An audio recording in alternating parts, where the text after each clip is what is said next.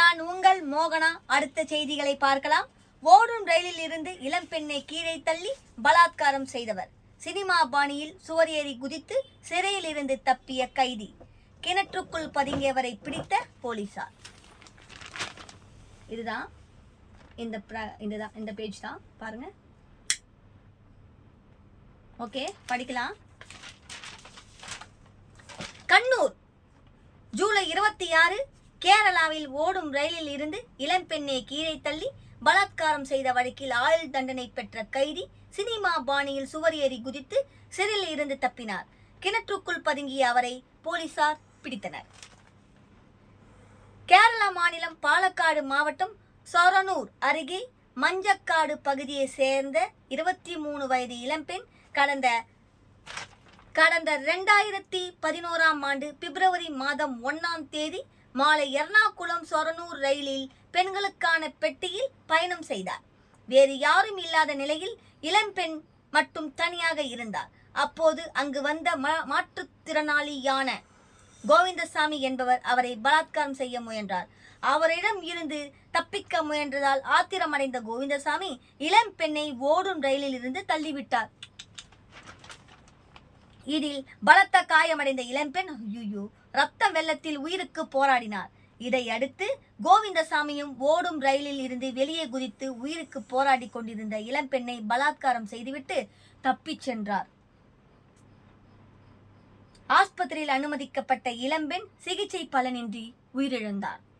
இது குறித்து திருச்சூர் போலீசார் பலாத்காரம் கொலை வழக்குகள் பதிவு செய்து கடலூர் மாவட்டம் விருதாச்சலத்தை சேர்ந்த கோவிந்தசாமியை கைது செய்தனர். இந்த வழக்கில் விசாரணை கோர்ட் அவருக்கு ஆயுள் மற்றும் தூக்கு தண்டனை விதித்தது.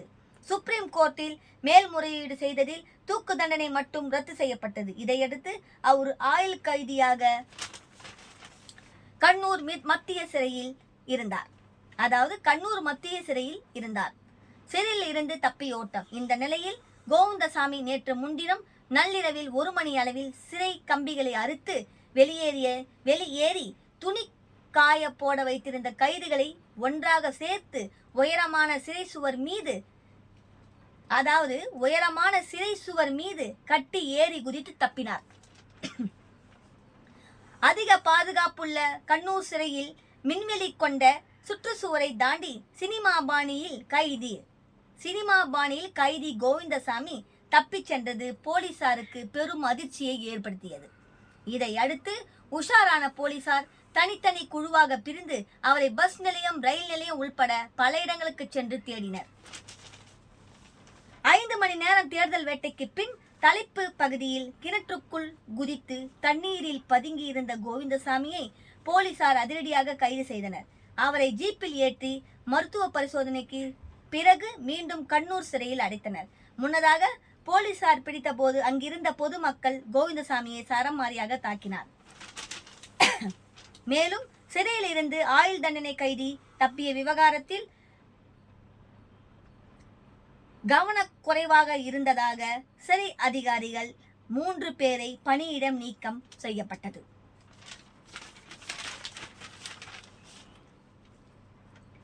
அடுத்த நியூஸை பார்க்கலாம். பாருங்க. அடேயப்பா, இந்த நியூஸை பாருங்களேன். ஒரு வாளியின் விலை 2500. ஊழலில் சிக்கிய வேளாண் கல்லூரி பேராசிரியர்.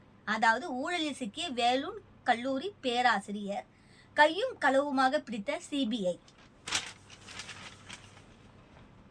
இடாநகர் ஜூலை 26 ஒரு வாளியை ரூபாய் 2500 கொடுத்து வாங்கியதாக கூறி ஊழல் செய்த வேளாண் கல்லூரி பேராசிரியரை சிபிஐ அதிகாரிகள் கைது செய்தனர். நாட்டில் வளர்ச்சியில் பின்னடைவை ஏற்படுத்துவதில் ஊழல் முக்கிய பங்கு வகிக்கிறது. சிறிதும் பெரிதுமாய் எல்லா இடத்திலும் இந்த ஊழல் நோய் பரவியுள்ளது. இந்த ஊழலில் பலர் சிக்கி தங்களது மதிப்பை கெடுத்து விடுகிறார்கள்.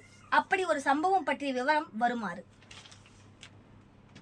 அருணாச்சல பிரதேச மாநிலத்தில் பாசிகாட்டில் உள்ள வேளாண் கல்லூரியில் உதவி பேராசிரியராக பணிபுரிபவர் பவன்குமார். உதவி பேராசிரியராக பணிபுரிபவர் பெயர் பவன்குமார் கவுடர். இவர் இந்த கல்லூரிக்கான பொருட்களை வாங்கும் பொறுப்பில் இருந்து வருகிறார்.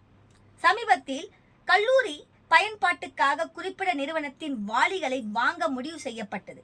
இதற்கான பொறுப்பு பவன்குமார் கவுடரிடமே கொடுக்கப்பட்டது. அதாவது வாளியின் வாங்கின பொறுப்பெல்லாம் பவன் கவுடரிடம் கொடுக்கப்பட்டது. அவர்தான் வழக்கம் போல் வாங்கும் மொத்த விற்பனை கடையில் ஒரு வாளியின் விலை ரூபாய் 2500 என்ற அடிப்படையில் 30 வாளிகளை ரூபாய் 75,000க்கு வாங்கினார். இந்த சந்தை இது சந்தை மதிப்பை விட மிக அதிகமாக இருந்ததால் கல்லூரி நிர்வாகம் இது தொடர்பாக விசாரணை நடத்தியது. மேலும் இது தொடர்பாக சிபிஐயிலும் புகார் செய்தனர். அதன் பேரில் வழக்கு பதிவு செய்த சிபிஐ அதிகாரிகள் உதவி பேராசிரியர் பவன்குமார் கவுடரை ரகசியமாக கண்காணித்து வந்தனர். இதற்கிடையே கல்லூரிக்கு வாளிகளை விற்ற கடையின் உரிமையாளரான ஆனந்த்குமார் திவேதி உதவி பேராசிரியர் பவன்குமார் கவுடரை தனியாக சந்தித்து அவரிடம் கமிஷன் பணம் ரூபாய் 55,000 கொடுத்தார். கையும் களவுமாகவே மாட்டினாங்க. அப்போது அங்கு மறைந்திருந்த சிபிஐ அதிகாரிகள் உதவி பேராசிரியர் பவன்குமார் கவுடரை கையும் களவுமாக கைது செய்தனர். தொடர்ந்து அவரிடம் நடத்தப்பட்ட விசாரணையில் வாளிகள் வாங்கிய வகையில் ஆனந்த்குமார் திவேதியிடம் பவன்குமார் கவுடா இதுவரை கமிஷன் தொகையாக ரூபாய் 1,95,000 வரை பெற்றுள்ளதாக இந்த பணங்கள் அவரது வங்கி கணக்கில் வரவு வைக்கப்பட்டுள்ளதும் தெரிய வந்துள்ளது. இந்த விவரம் தற்போது அருணாச்சல பிரதேசத்தில் பரபரப்பை ஏற்படுத்தியுள்ளது.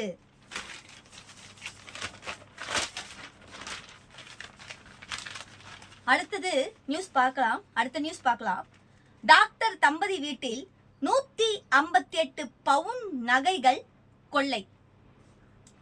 பன்ருட்டி ஜூலை 26 டாக்டர் தம்பதி வீட்டில் 158 பவுன் நகைகளை கொள்ளையடித்து சென்ற மர்ம நபர்களை போலீசார் வலைவீசி தேடி வருகின்றனர்.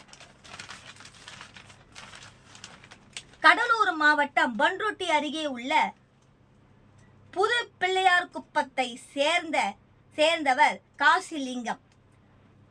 புது பிள்ளையார்குப்பத்தை சேர்ந்தவர் காசிலிங்கம், வயது 75, நிலக்கடலை வியாபாரி. இவரது மகன் ராஜா 45, இவரது மனைவி ஆர்த்தி. இவர்கள் 2 பேரும் டாக்டர்கள். விழுப்புரம் முண்டியம்மா பாக்கத்தில் உள்ள அரசு மருத்துவக் கல்லூரி ஆஸ்பத்திரியில் ராஜா அறுவை சிகிச்சை நிபுணராக உள்ளார். ஆர்த்தி விழுப்புரத்தில் கிளினிக் நடத்தி வருகிறார். இதற்காக 2 பேரும் விழுப்புரத்திலேயே வாடகை வீட்டில் வசித்து வருகின்றனர். வாரத்திற்கு ஒரு முறை மட்டுமே சொந்த ஊரான புது பிள்ளையார் குப்பத்திற்கு வந்து செல்வார்கள். புது பிள்ளையார் குப்பத்தில் உள்ள வீட்டின் கீழ்த்தளத்தில் காசிலிங்கம் தனது மனைவியுடன் வசித்து வருகிறார். ராஜா குடும்பத்தினர் வரும்போதெல்லாம் முதல் தளத்தில் தங்குவார்கள். இவங்க வாரத்துல ஒரு நாள் தான் அந்த வீட்டுக்கு வருவாங்க. புருஷனும் பொண்டாட்டியும் வருவாங்களாம். பாருங்க, 158 பவுன் நகைகள் கொள்ளை. இந்த நிலையில் நேற்று காலையில் காசிலிங்கம் முதல் தளத்திற்கு சென்றார். அப்போது அங்குள்ள முன்பக்க கதவு பூட்டு உடைத்து கிடந்தது. உள்ளே சென்று பார்த்தபோது பீரோ பூட்டு, சுவர் அலமாரி பூட்டும் உடைக்கப்பட்டு கிடந்தன. அதில் வைத்திருந்த துணிமணிகள் உள்ளிட்ட பொருட்கள் ஆங்காங்கே சிதறி கிடந்தன. சுவர் அலமாரி மற்றும் பீரோவில் அமைத்து வைத்திருந்த 158 பவுன் நகைகளை காணவில்லை. இதை கண்டு காசிலிங்கம் அதிர்ச்சி அடைந்தார். நள்ளிரவில் மர்ம நபர்கள் வீட்டின் பின்பக்கம் வழியாக சுவரில் ஏறி மாடிப்படியில் வைத்திருந்த இரும்பு வேலிகளை அறுத்தெடுத்து உள்ளே புகுந்து கதவின் பூட்டை உடைத்து நகைகள் மற்றும் பணத்தை கொள்ளையடித்து சென்றது தெரிய வந்தது. கொள்ளை போன நகையின் மதிப்பு ரூபாய் 1,16,92,000 என்று கூறப்படுகிறது. இந்த கொள்ளை சம்பவம் குறித்த புகாரின் பேரில் கடம்பாம்புலியூர் போலீசார் வழக்கு பதிவு செய்து மர்ம நபர்களை வலைவீசி தேடி வருகின்றனர். இத்துடன் இந்த செய்தி அறிக்கை முடிவடைகிறது. நன்றி. மோகனா.